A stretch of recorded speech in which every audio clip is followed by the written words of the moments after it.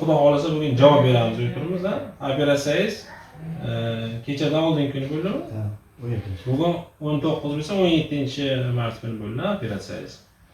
Endi menga biroz yana biz informatsiya uchun, sizni ahvolingizni bilishimiz uchun yoki mana qiziquvchilar uchun sizni ahvolingizni o'zingiz gapirib bersangiz, qachondan beri bezovta qilyapti kasalligingiz? Nimalar bezovta qilardi? Bu 3-yil ketyapti.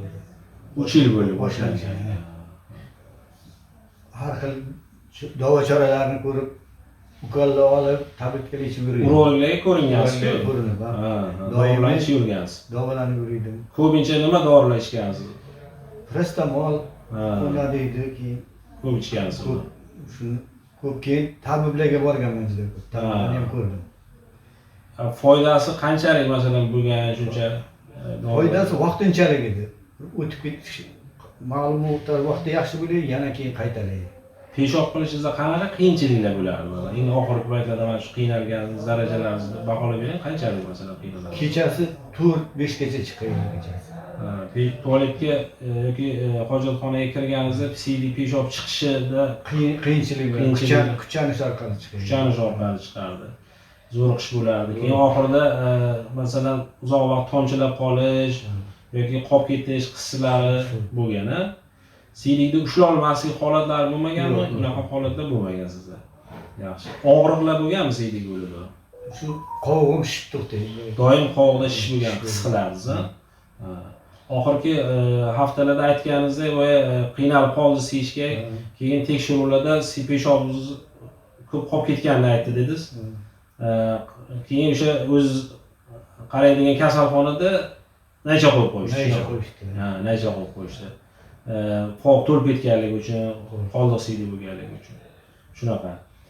Endi mana operatsiya haqida bir fikringizni bilmoqchi edim. Masalan, siz qanaqa o'ylagandingiz, qanaqa darajada o'tdi, natijalari qanday bo'ldi? Shuni bir aytib bersangiz. Men o'zimcha operatsiya bu qiyinchilikdan o'tsa kerak deb o'yladim. Men shunday o'ylaydim. Xudoga shukr. Doktorlar menga yaxshi uspokоительный bergandek bo'ldi, ko'nglimni ko'tarib, ruhlantirdi. Rahmat. Shu bilan kirdimdan keyin faqat sezmadim to'g'risi. Sezmay yaxshi o'zimni his qildim. Doktorlar yangi texnologiyalar bo'yicha meni operatsiya qilishdi. O'sha mana siz internetdan ham qiziqib ko'rgan ekan, o'sha usullarini qo'llaganimizni siz xabaringiz bor. O'zim boshimdan o'sha eng ultra slim naychalar orqali, peshobingiz orqali kirib, o'sha lazer texnologiyasida minimal invaziv inokulyatsiya deydi, MILIP degan. Shu usulni qo'llaganmiz, sizga aytdik, xabardorsiz. Mana hozir bugun 2 kun kecha operatsiyadan 1 kundan keyin trubkangiz, naychangizni olib tashladik. Qanaqa bo'lyapti peshob qilishlaringiz? Peshob qilishim juda yaxshi. To'liq chiqyapti. O'zingiz o'tirib qovoqqa hech qanday bosim yo'q. Oqimlari qanchalik o'zgardi masalan? 5 barobar o'zgardi desam bo'ladi. Shunaqa. Oqimlari. Og'riqlaringiz yo'q, siydik yo'lida. Peshobingiz rangi qizarib ketmagan. Normal deb turibdi. Shu endi mana shu tartibda asraymiz. Biz sizga o'sha belgilab bergan, yozib bergan dorilarni ketma-ketligida ma'lum muddat ichib turiladi, ma'lum muddat nazoratda bo'lib turasiz.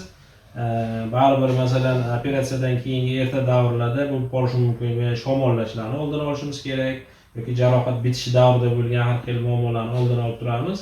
Biz bilan o'sha bog'lanib turasiz. Telefon orqali, Telegram orqali kerak bo'lsa o'sha nomerlarda Telegram bilasiz, bog'lanib turasiz. Hamma tavsiyalarni beramiz. Safar aka, bo'lmasa sizni fikrlaringiz uchun rahmat. Rahmat sizga. Alloh shifo bersin. Kasalchilik ko'rmang. Umringiz ziyoda bo'lsin. Sog' bo'ling.